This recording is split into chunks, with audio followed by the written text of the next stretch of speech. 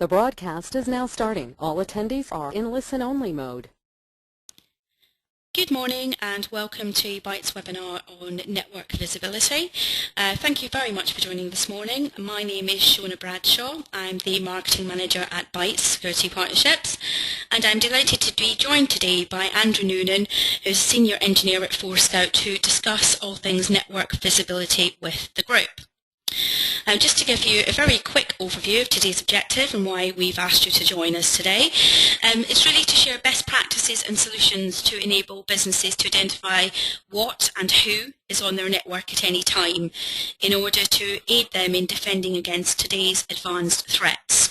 As part of this, I will give a brief Bytes introduction. I will keep it brief, as many of you on the call will know us already.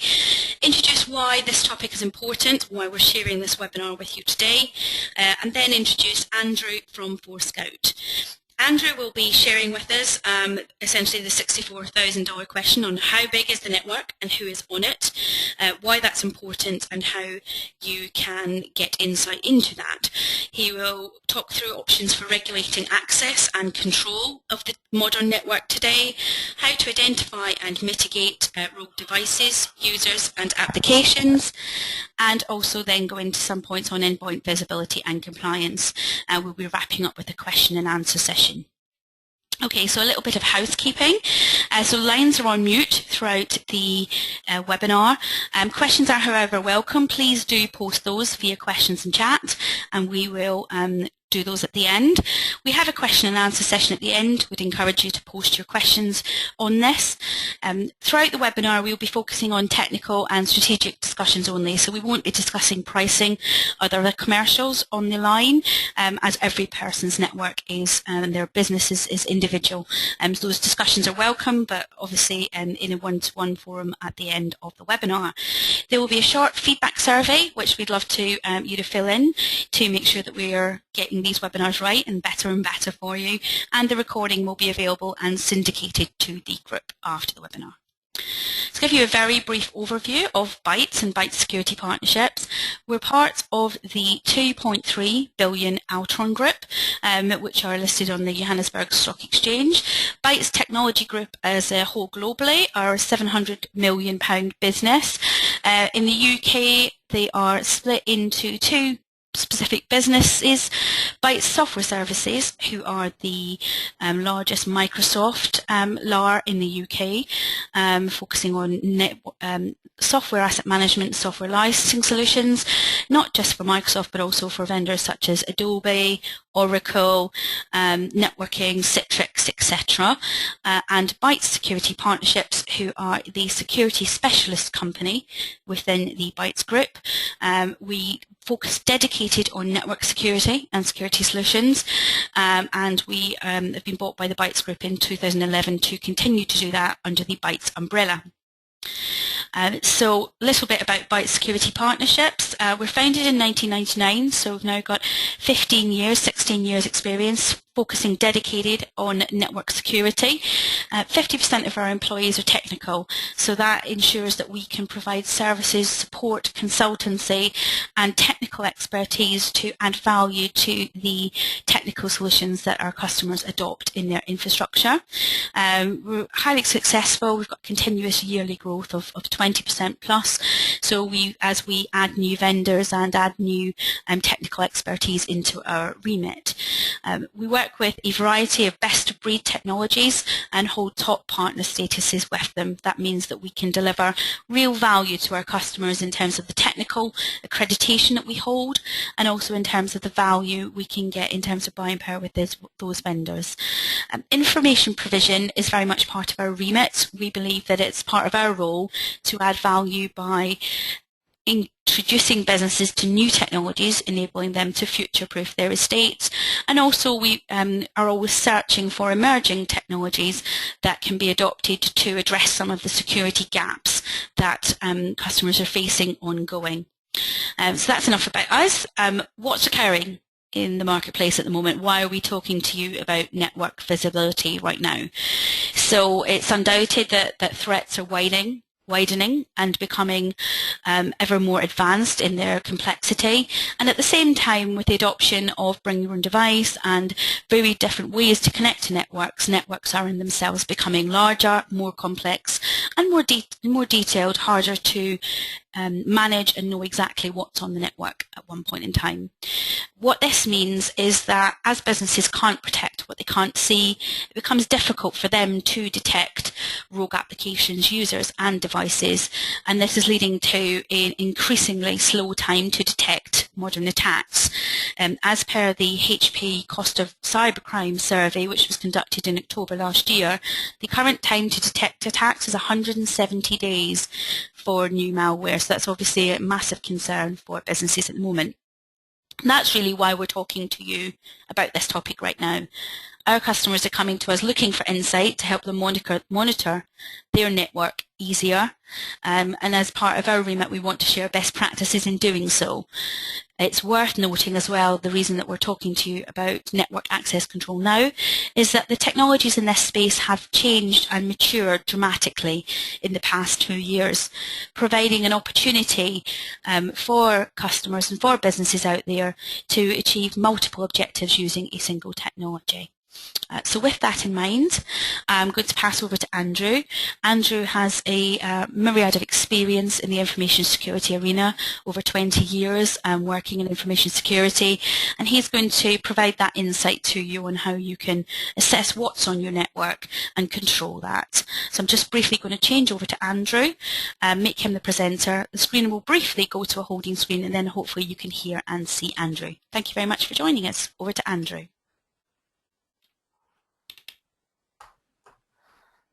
Good morning, Sharon. Good morning, everyone. I hope you can all hear me. My name is Andrew Noonan, and I'm an SE here in Forescout. To give you a little background on Forescout and who we are the leading independent network access control vendor in the NAC marketplace. We've been in business for over 14 years, and we're headquartered out of California, Campbell in California. And our main focus is on continuous monitoring and mitigation. So continuous visibility upon your network and continuous monitoring and continuous monitoring enables a look at what is happening on your network at any point in time. We have deployments worldwide, and they range in value from 500 endpoints all the way up to 1.3 million endpoints for some of the largest financial institutions in the world. If I move on, and the reason we're here is just to look at kind of visibility, and why visibility is very important and very useful for your network. Because a lack of visibility, if I could say the word properly, means security gaps, and those security gaps come in a couple of flavors. When you know what's on your network and you know the visible resources you have, your servers, your desktops, your laptops, your corporate switches and an old corporate environment, that's a visible part of your network, and you generally have a good idea of what's happening on that, most of the time. But there's a lot of non-visible items upon your network, which are non-corporate devices, which may have slipped in your Wi-Fi networks. You've got order devices. People may have brought in hubs and switches, and you've got rogue devices sitting there. They're non-visible things, and without that constant visibility, you don't get to see what those devices are doing on the network at any point in time and the threats that they may bring into your network. And then also on top of that is that some resources come in, their antivirus is out of date, applications are running as they should be running. That visibility would also be key to look and ensure that those agents and those applications are running as they should be. If I move briefly on, and the second thing we have noticed from our clients and from speaking to people in the industry is that there's an inadequate collaboration between lots of managing services and lots of managing applications in an enterprise environment which do not speak to each other, and do not have that kind of a collaboration where one thing can see something and another application can act upon that to go and clear up that issue that has been seen, which all leads into one area we see, which is the detection and mitigation divide. So therefore, if we can't detect something, or even if one application can detect it because of its lack of collaboration, it can't mitigate against what the issue is found. So here at Forescout, we believe this is what we do very well, is that we do detection and mitigation of devices. And that all leads into if I drop back a bit, it's on the impacts of the enterprise. When you have a detection and mitigation divide, you have more IT risks, because you've rogue devices, system breach, data leakage, which also is a cost, and greater cost to your people, for the people and how they run the networks, and breaches upon your network, and data that could go missing. So what we would like to show on Forescout is where we design so we get real-time visibility upon a network, and then add that with coordinated controls, mixed in with added with mixing with your infrastructure, being able to control the infrastructure and mediate for issues upon that. So we should integrate with your switching environment, your network environment, your AAA services, which is Radius, LDAP, and ADs. Your vulnerability management systems, such as NESIS or other applications, systems management, and endpoint security for any antivirus, anti-malware, DLP software that may be used. And then also, kind of moving up into a management scale is moving into your SEM and ticketing applications. So notifying your operations teams when there is an issue, and also performing that action of cleaning the issue, and then notifying the operations team that this action has been taken to keep your security policy, keep your security in place. So if I move briefly on, so on how Forescout you can look at the environment where visibility should be and network access control. We think 5 major areas are key to managing a network. And the most important one being visibility, which is our biggest question today.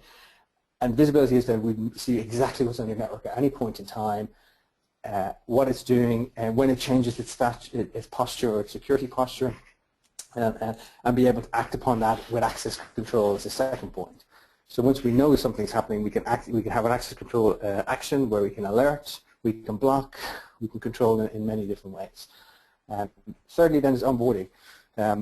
So we can onboard devices and people as they come into the environment on mobile device management, to aid in that onboarding process, to automate that onboarding process, to reduce time and staff and effort in having to onboard certain devices, so that people can self-service themselves to come on board into an environment.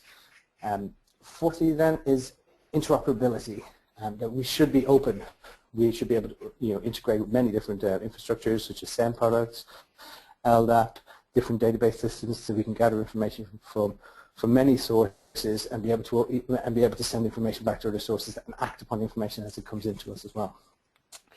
And fifthly, and slightly shamelessly, is an easy deployment. That in ERSA, for Forescout, we believe a very easy and fast implementation, and we work in multi-vendor environments. So it's simple implementation. We're not kind of having to redesign a network to suit a network access control deployment. We're just dropping into the network and be able to configure our platform to suit the network needs that you would have. So if I can delve down a little bit further into visibility, I like to call this our who, what, and where. So who the device is, and in terms of visibility, we should be looking at who the device is, who owns the device, then what type of device it is, what type of operating system it would be, what type of applications are running on it, what type of apps and services are running on it, and network traffic that's coming from it. And then where is it connecting from? So what network port is it coming from? Where is that port connected? What switch is there? Kind of what site could that be in? So we know exactly where that device is connected at any point in time. And then what is the device hygiene or posture? So are they running the right software versions? Are they running the right application versions? And being able to pull that down into visibility and make it an actionable access control or any meaningful response upon that for visibility. So I'll just delve into where we'd sit in a little small info slide there, hopefully, which is just breaking in more. So we'd integrate on who the person is. So we'd look up whether we're a Radius or a LDAP and DCP, all that information, gather who that person is, and the username, who they are from AD, the groups they're in or should be connected to. So we can look at a person should be logged into the right device at the right location, in the right domain, and then look at what the traffic is doing. If we're monitoring the traffic using an intelligent HAP or spam port, that would be looking at what the agent is coming from, what the operating system, what ports are being sent from the device at any point in time, what protocols are being using, So we can gather what they're doing at any point in time as well to say that this is normal traffic or maybe abnormal traffic, and that should be watched occasionally. Or not occasionally, it should be watched all the time, and action may be taken against it. And then we look at where a device is coming from. So we'll take a MAC address and we'll correlate that with our IP address against the switch or the wireless controller. Using the SSIDs, it's got the VLANs it's on, so we're able to see exactly at what point it enters the network and where, what it's doing at any point in time. And if it moves, we're able to record that and look at where that's going. And then finally, on the posture side of things, what patches are running, kind of antivirus, DLP, services and processes running, and be able to provide control upon that so that we could stop certain processes if they're not what we wanted, such as peer-to-peer networking. We don't particularly want peer-to-peer networking running on an environment, for instance, and therefore we don't want to see that running at any point in time. So on that, it might be useful if I jump in and show you how Forescout is in our Canvas platform, and just on our visibility piece, if we can just jump across. Hopefully everybody can see that. Here's our pane of glass for our Canvas platform. We have a tactical map. In this case, it has my small lab office with only 34 devices on it, or sometimes more, sometimes less, depending on what's active at any point in time.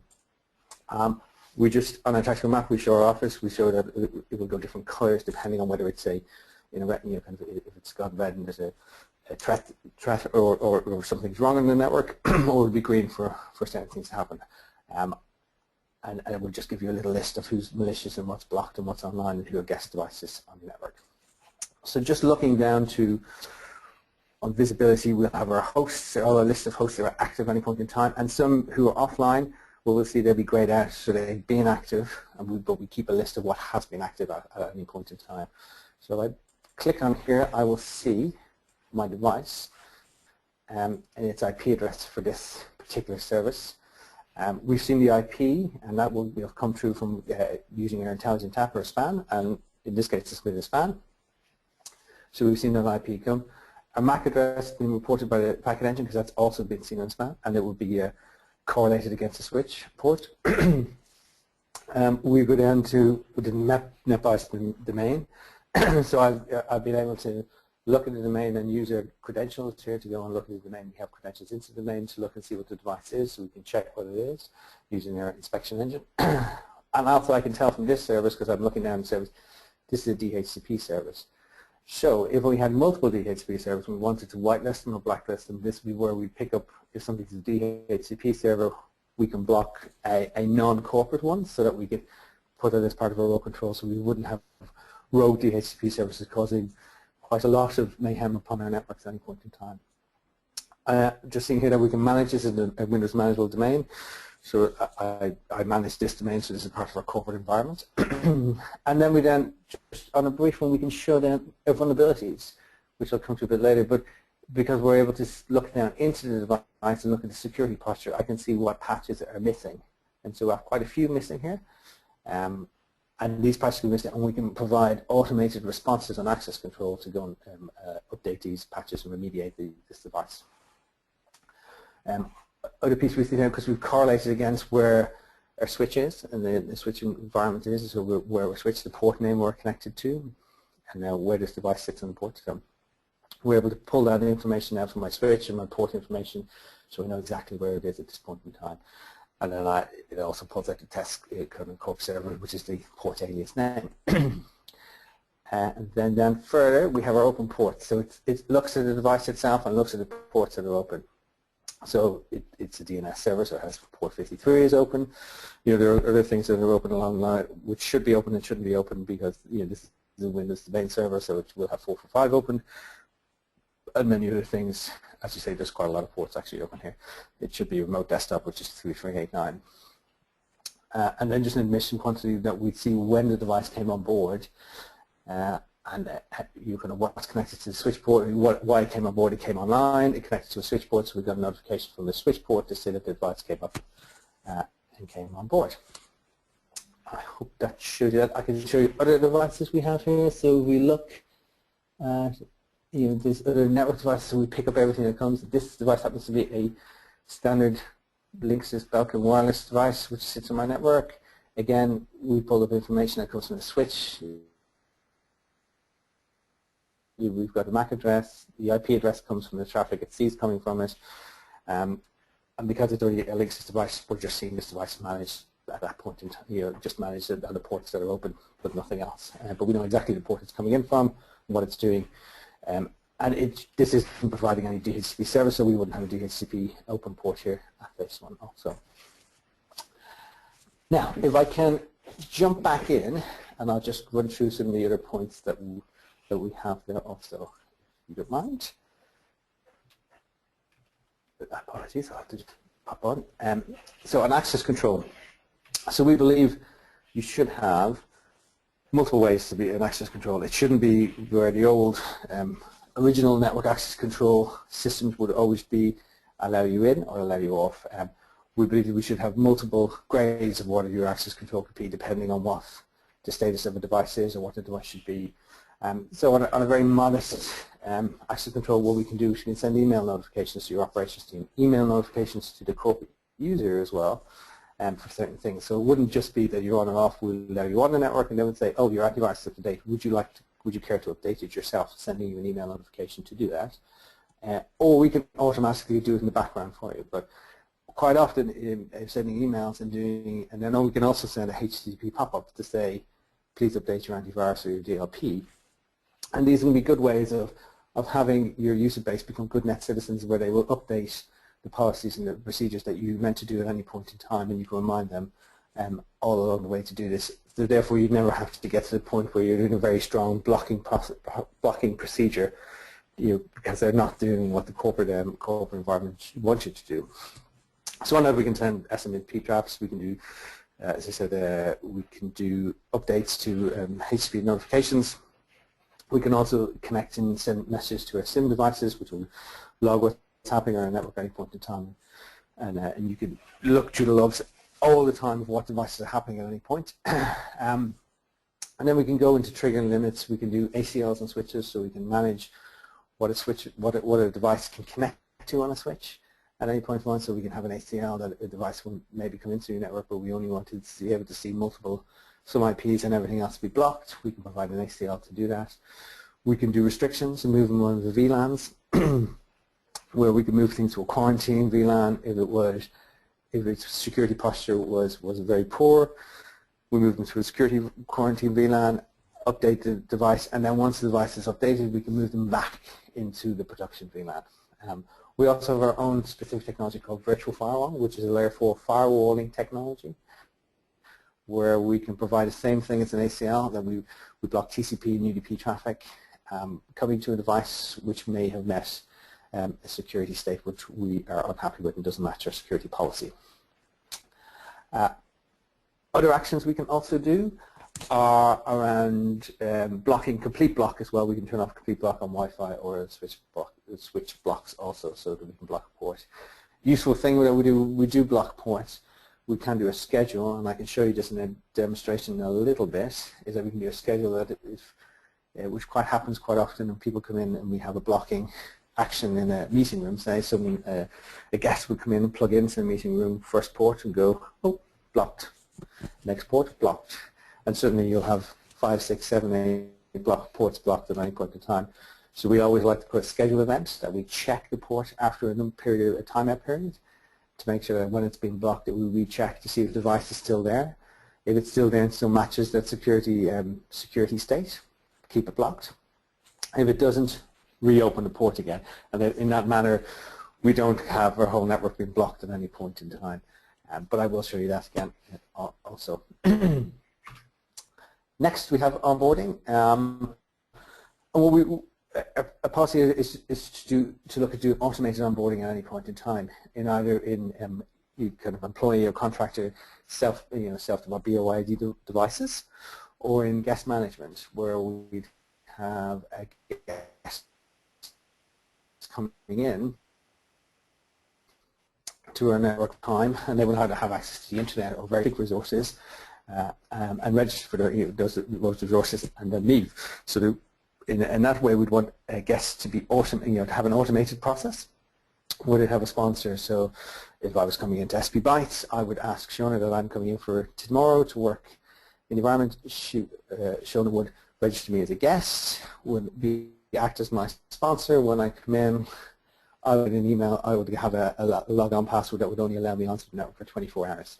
As soon as I arrive into the network, I would be presented with a log-on page, and if Shona hadn't originally given me my credentials to log in and know who I am, or I haven't got to request those credentials there and then, with Shona as my sponsors, Shona would get an email to say where I'm requesting, and she would have the ability to say yes or no to me and allow me on the network or not. And that way you remove the requirement of having the IT team to step in and to have to do these to manage your guests coming onto the network, where the management can be done by the sponsor themselves and the person they're coming to see. And also at the endpoint is where when someone comes into the network and they haven't got any credentials to log on as guest or contractor or into the network, we can block them devices from the network also. And fourthly then is our interoperability. We should be working with our risk management systems, vulnerability and DLP systems, where we can send information bidirectionally back and forth towards databases. And I do have a small demonstration to show you how this operates in the environment. So a method is that we work in the middle and we see everything in the network, and then we can bidirectionally speak to SEM products or switches and networks to say, here's something coming on board the network. Send a message to SEM. SEM says, oh yes, I know this was this. Please, can you do this action? And the Forescout counteract device can provide that action for us. And then finally, if I just show you, our process is continuous monitoring and mitigation, so that we're always looking at what visibility is done, what's happening, things changing the network, and doing an inspection on every device, and doing a network enforcement bit, and also looking at the endpoint mitigation every time. But it's a constant and continuous monitoring mitigation that we're always looking at networks, so we're always seeing what's happening. So when something changes in the network switches, and someone comes on board or leaves, we get that information straight away, and we can go and interrogate that endpoint at any point in time. Thank you. What I'll do is I'll jump back into the demonstration. I'll show you some of our access control and some of the other points. So if that's okay. So here we have just under visibility again. I have listed how we do our policies. So we look at each device and we bring them down into what would be an actionable group. Would be a mobile device, so we can provide different things for mobile devices. So we list there. As you may see, these are my home devices. So they're mostly Apple devices on my network.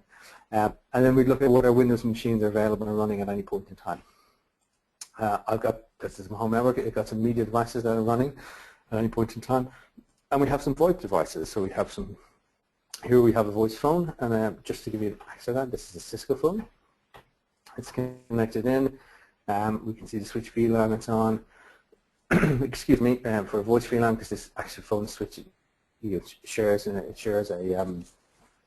port with a physical PC also. And we can see the ports that are open, which would be for SIP 5060 in that sense. And then we have many network devices, or network device we see, what those devices are doing, and where they are at any point in time, including my contract appliance, which it sees itself running on our network. So I looked out onto clarification, or onto clarification of devices, what we'd see. So how we'd manage my devices in this sense, we'd have Windows management. So I can see here I've got two domain managed devices, and these are my two lab servers, or lab services.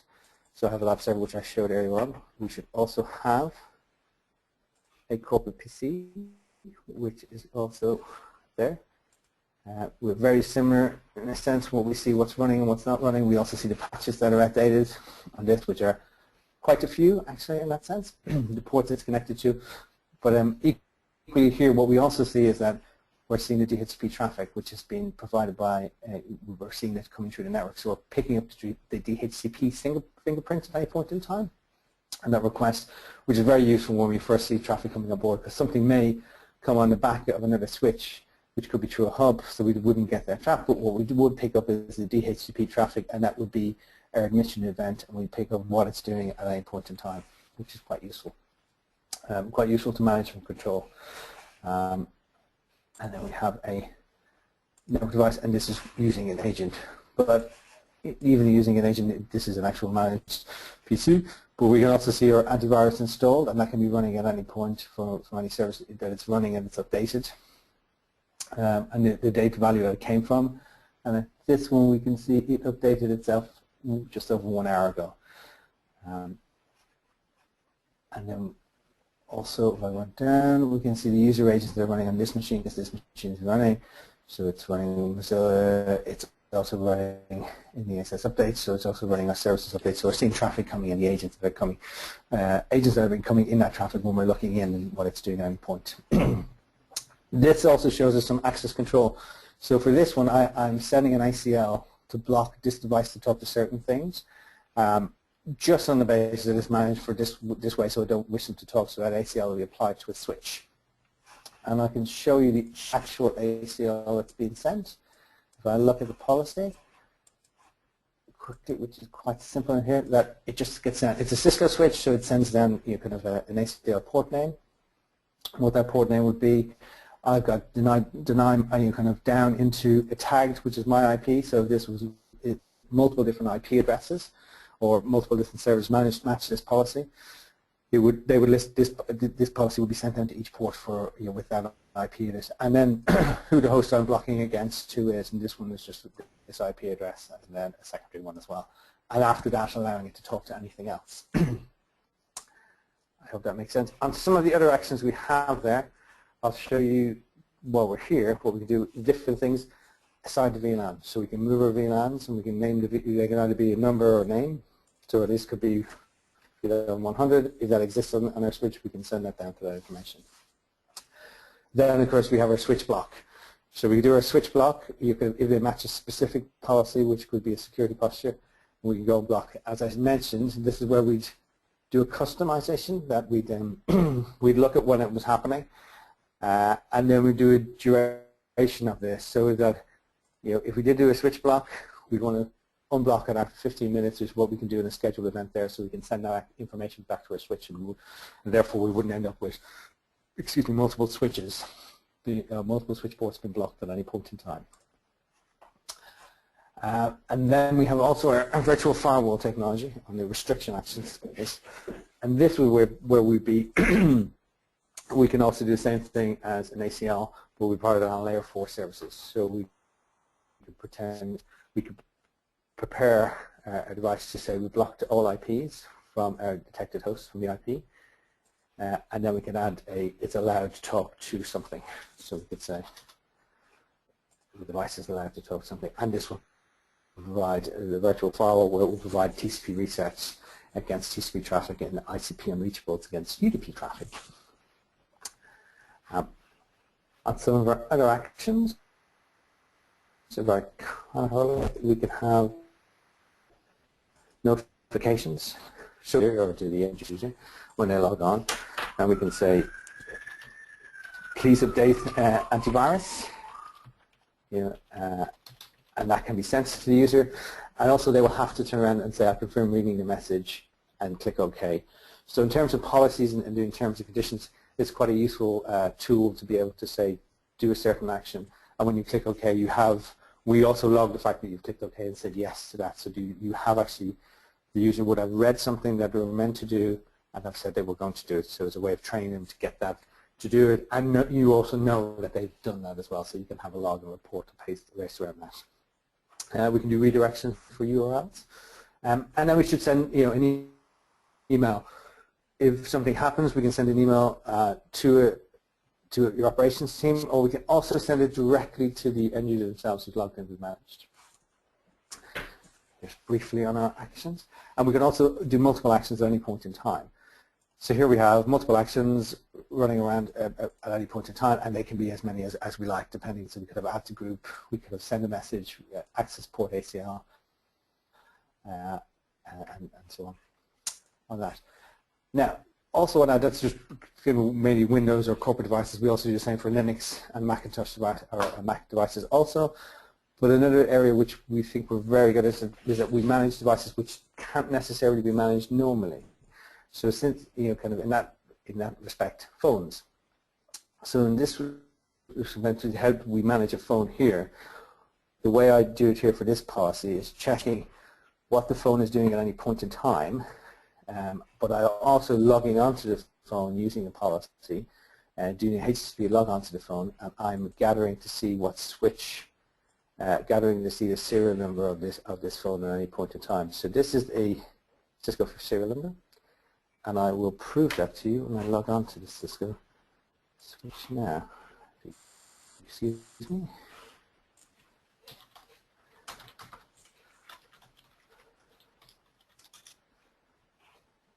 Here I go. And I can't. Actually, I can't access it from this network, so I do apologize for that. But you can take what we've done is we've actually logged onto the switch, looked at the logged into the switch on HTTP login, and looked at it to gather, excuse me, to looked at it, kind of, and grabbed its serial number. So once I grab its serial number, I can match this against a serial number list on the switch, and I can, once I get a match on the serial number, or once I match on a list that I have, I can determine that it's a corporate device. So if somebody came in with a rogue device who happened to use the same MAC address as my phone, or number of phones, if I wasn't able to log on with this serial number or from a list, I would assume that the rogue device would be able to block that device at that point. And we could also do this with IP printers and many other devices. So we're flexible in that sense. So I will just show you the policy, how we do that. All I'm doing here is I'm actually looking down at the device, and I'm actually just doing a set to grep off on the web page as I log in. And then I'm making sure it matches. For this me, I'm just matching an expression which says that this is how the serial numbers on the Cisco's phone would work. Okay. Looking up then on the Windows device into compliance, and especially in applications, corporation compliance, we're looking at antivirus compliance. So I have multiple devices here, so I should whether they're compliant for antivirus or not.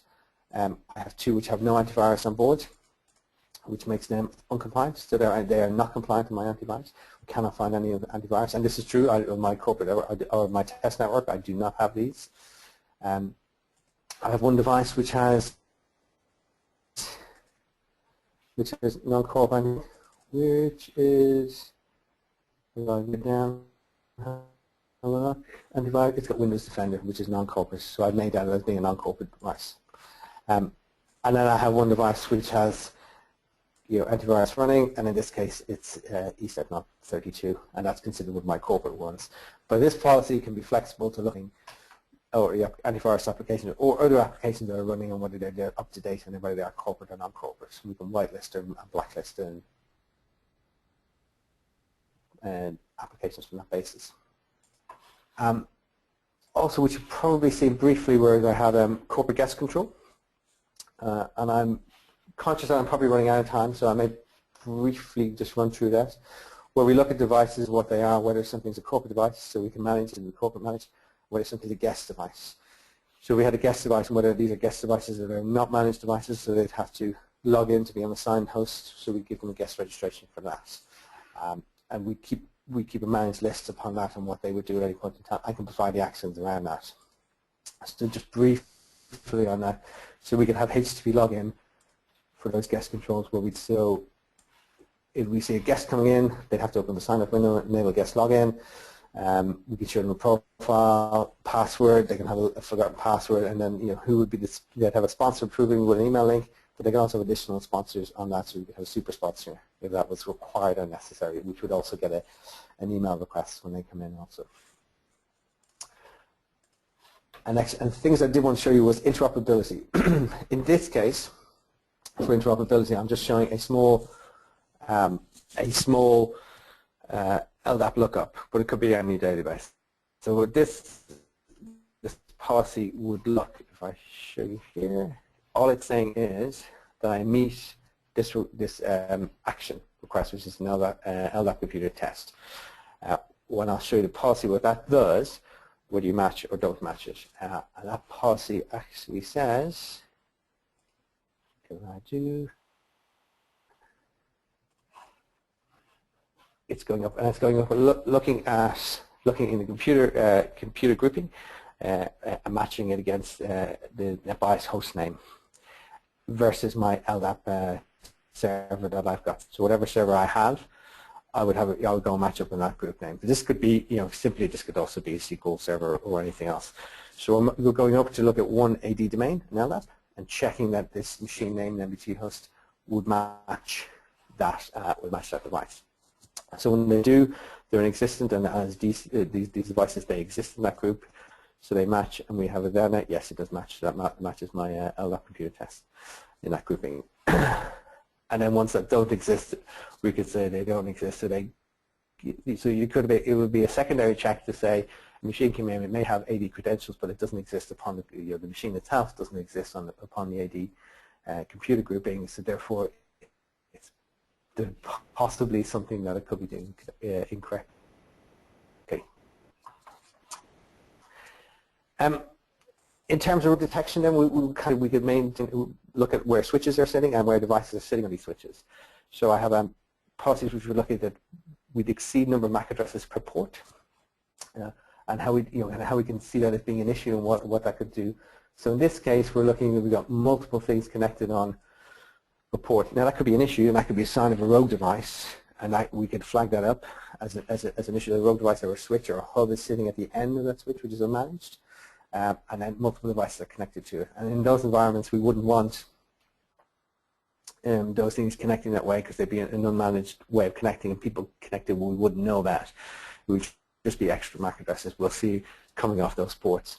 So it's a very useful way of picking up the basic rogue detection of where a device would sit and where it wouldn't sit. Other ways of seeing rogue detection which are very useful, which is that when you only see MAC addresses, but you don't see anything else. So in this case, I've got potential rogue devices. Well, here's some MAC addresses. They're just MAC addresses. They're onboarded and unboarded. They have no IP address. Hopefully, an IP address. They could be a listening device, the Pony Express, which are listening devices. They don't provide any IP, and they just listen all traffic on the network, gather that information, correlate together, and then they send it off eventually to whatever controlling service is running at it. But they're very stealthy in that sense. But here's where we pick up a stealthy environment where we just have a MAC address sitting on the network. And then last, we also have the ability to pick up malicious hosts. So this says we have no malicious host here, but I'm going to run a scan, which is going to show us a malicious host pop up, hopefully in a second. And what we do is for our threat detection, we look and see a device come up at any point in time when it's doing scans in the network, and we can set limits to what these scans can be and how they can be managed. And in this case, we pull up one device here who's caused a threat detection. It also comes up in a threat detection tab, which shows the device what it's doing. It's doing some port bytes, which is doing some scans. I know it's doing some network scans because that's I've only set it on to do network scans, and I will stop it. So what we see is we see port scans on this device. It's doing port scans. We're picking that up immediately. And we can provide actions upon doing that. So even though a device may have started on a network, it's a clean posture. It's quite a secure device. Something might be running on it which would kick off a port scan, which would pick off the device that would be a rogue device that has an application or a botnet running on it, which would do something we wouldn't want to do. And that's where we can provide an action against that when we see a threat, we see a malicious host. In here, I haven't got anything except it's just sending an email to notify me that it's doing that, but I can see what that it's just scanning away on a network and what it's doing. And also, we can get to see the trap. We'll see up here we have one device which is malicious, so we'll see that on our tactical map if we have multiple devices. So on that note, I think I've done enough. I've talked enough about how we manage devices coming on network. We see that visibility and provide action and controls for that. I'd like to pass back to Shona and any questions, please. Now, the eagle-eyed amongst you, Shona? if you're watching, can you hear me, Andrew? Hello, Andrew. Can you hear me? Yes. Fab. The eagle-eyed amongst you might have Yes, noticed that the Fab. The eagle-eyed amongst you may have noticed that the original webinar we had was on the 11th, and some of the dates that have been flashing up are the 16th.